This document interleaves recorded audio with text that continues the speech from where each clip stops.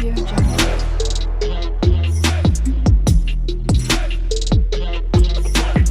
Audio Jungle. ನೋಂದಾಯಿತ ಕಟ್ಟಡ ಕಾರ್ಮಿಕರಿಗೆ ಇದೊಂದು ತುಂಬ ಖುಷಿ ಪಡೋ ಸುದ್ದಿ. ಆರೋಗ್ಯ ಭಾಗ್ಯ ಅನ್ನೋದು ನಮ್ಮೆಲ್ರಿಗೂ ಗೊತ್ತು.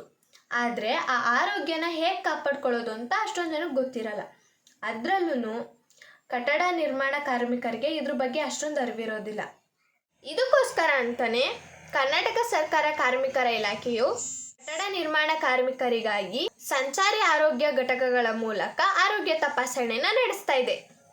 ನೋಂದಾಯಿತ ಕಟ್ಟಡ ನಿರ್ಮಾಣ ಕಾರ್ಮಿಕರ ಆರೋಗ್ಯನ ಕಾಪಾಡೋದಕ್ಕೆ ಅಂತಲೇ ಕರ್ನಾಟಕ ಕಾರ್ಮಿಕರ ಇಲಾಖೆ ಈ ಯೋಜನೆನ ಜಾರಿಗೆ ತಂದಿದೆ.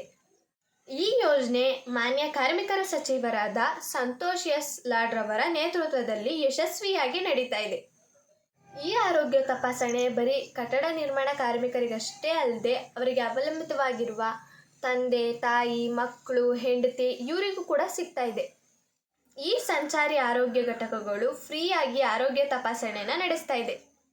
ಪ್ರತಿ ಜಿಲ್ಲೆಗೆ 3 ವಾಹನಗಳಂತೆ ಇಡೀ ಕರ್ನಾಟಕ ರಾಜ್ಯದಲ್ಲಿ ಒಟ್ಟು 100 ವಾಹನಗಳು ಈ ಆರೋಗ್ಯ ತಪಾಸಣೆನ ನಡೆಸ್ತಾ ಇದೆ.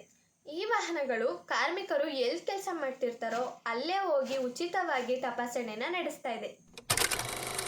ಕಟ್ಟಡ ನಿರ್ಮಾಣ ಕಾರ್ಮಿಕರ ಆರೋಗ್ಯ ರಕ್ಷಣೆಯ ಉದ್ದೇಶವಾಗಿ ಈ ಯೋಜನೆನ ನಡೆಸ್ತಾ ಇದ್ದಾರೆ. ECG, ರಕ್ತದೊತ್ತಡ ಮತ್ತು ರಕ್ತ ಪರೀಕ್ಷೆ ಸೇರಿದಂತೆ ಹಲವು ಪ್ರಾಥಮಿಕ ಚಿಕಿತ್ಸೆನ ನಡೆಸ್ತಾ ಇದ್ದಾರೆ. MBBS doctors, nurse, pharmacist, ANM ಮತ್ತು ಲ್ಯಾಬ್ ಟೆಕ್ನಿಷಿಯನ್ಸ್ ಕೂಡ ಇರ್ತಾರೆ. ಈ ವೆಹಿಕಲ್ಸಲ್ಲಿ ಕನೆಕ್ಟೆಡ್ ಹೆಲ್ತ್ ಇಕೋಸಿಸ್ಟಮ್ ಇದ್ದು ಇದರಲ್ಲಿ GPS ಟ್ರ್ಯಾಕರ್ನ ಅಳವಡಿಸಿರ್ತಾರೆ. ಹಾಗೆ ಇದ್ರ ಬಗ್ಗೆ ನಿಗಾ ವಹಿಸಿರ್ತಾರೆ. ಈ ಯೋಜನೆ ಬಗ್ಗೆ ನಿಮ್ಮೆಲ್ರಿಗೂ ಮಾಹಿತಿ ಕೊಟ್ಟಿದ್ದು ನನಗೆ ತುಂಬ ಖುಷಿ ಆಯಿತು. Thank you.